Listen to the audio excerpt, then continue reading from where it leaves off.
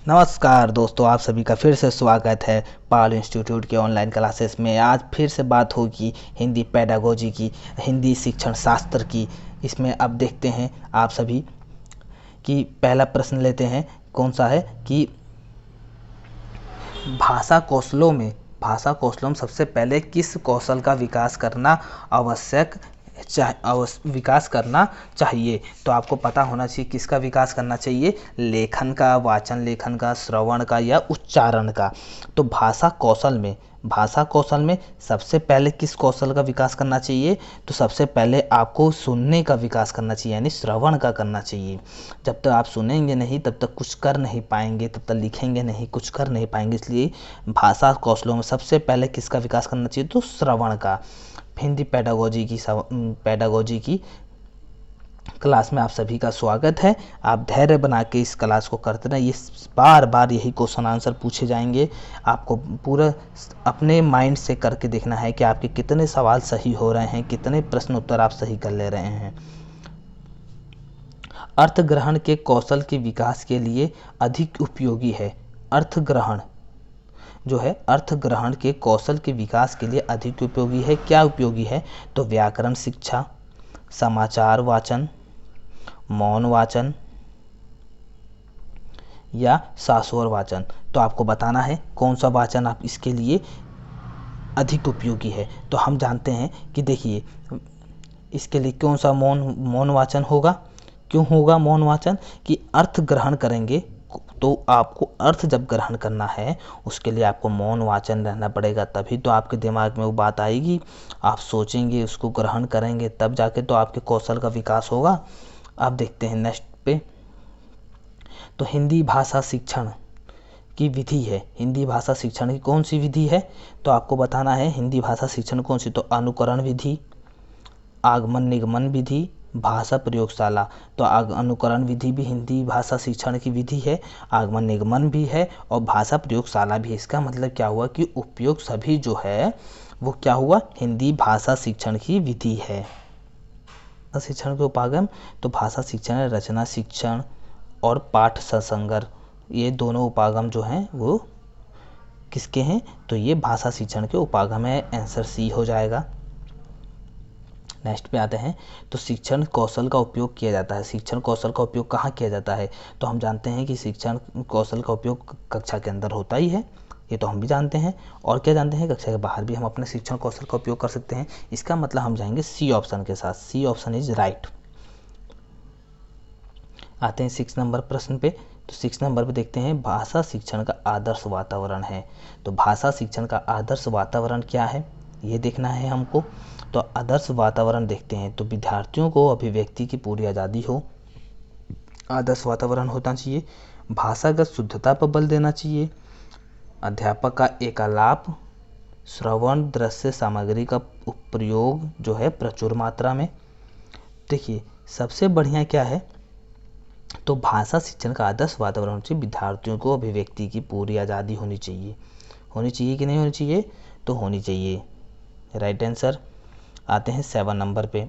7 number क्या है, तो निम्नलिखित में से भाषिक सहवर्ती क्रिया नहीं है। तो क्या है, भाषिक सहवर्ती क्रिया नहीं है।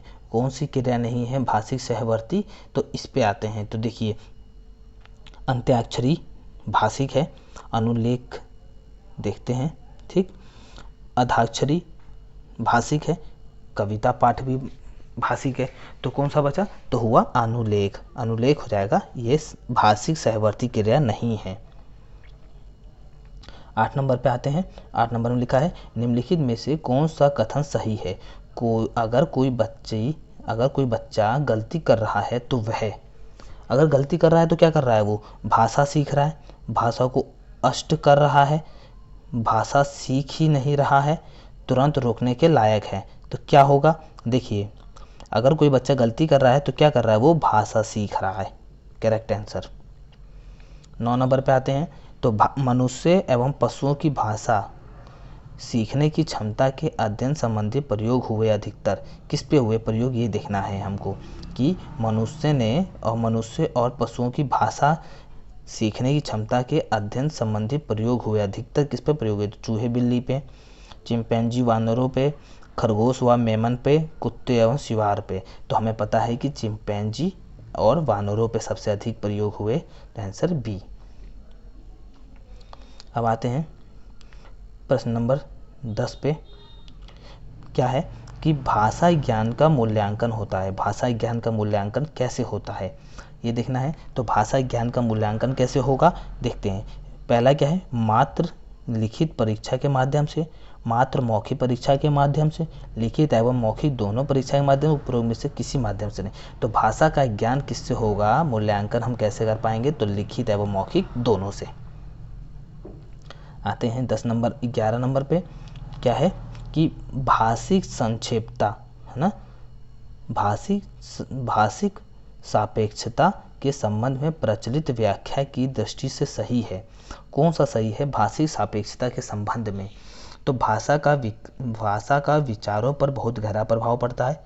भाषा विचारों को प्रभावित नहीं करती, नहीं आ गया, गलत हो गया, ठीक है।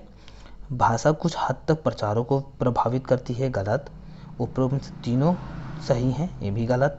तो क्या बचता है अपने पास, भाषा का विचारों पर बहुत गहरा प्रभाव पड़ता है। तो भाषिक सापेक्षता के संबंध में प्रचलित व्याख्या की दृष्टि से सही है। 12 नंबर पे आते हैं। लिखा है लिखित भाषा में अक्षर ध्वनियों के दृश्य प्रतीक होते हैं। सामान्यतया आकृतियों व ध्वनियों का संबंध सुस्थिर तथा सार्वभौम होता है और सुस्थिर और सार्वभौम होता है। ये बताइए, देखते हैं किस में होता है। देखिए, लिखित भाषा में अक्षर ध्वनियों के दृश्य प्रतीक होते हैं, ठीक होते हैं दृश्य प्रतीक। सामान्यतः आकृतियों व ध्वनियों का संबंध सुस्थिर व सार्वभौम होता है। तो किसे पूर्णतया सत्य है, गलत, ठीक। आंशिक रूप से, या आंशिक तो हो नहीं सकता, या आंशिक रूप से असत्य भी नहीं, तो पूर्णतया सत्य है, ये सत्य है, ठीक। अब आते हैं इंसान एवं जानवर की भाषा में फ़र्क।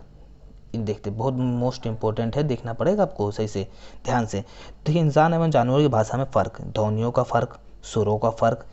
इंसानों की भाषा को सांकेतिक ध्वनि चिन्ह या संकेतों के माध्यम से निर्धारित किया गया है, जबकि जानवरों की भाषा को नहीं है।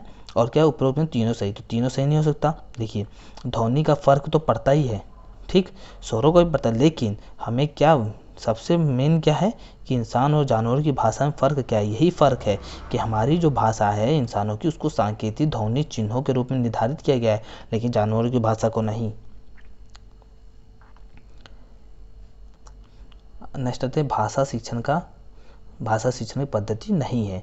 भाषा शिक्षण की कौन सी पद्धति नहीं है, तो देखते हैं कौन सी पद्धति है। अगर 3 में 3 पद्धति होगी और 1 नहीं होगी, तो हमें पता करना पड़ेगा कि केटा है पद्धति है भाषा शिक्षण की, मांटेसरी पद्धति है और डैकाली भी पद्धति है। कौन सी पद्धति नहीं है, तो पद्धति नहीं है अभिक्रमित अनुदेशन, ये एक पद्धति नहीं है शिक्षण की।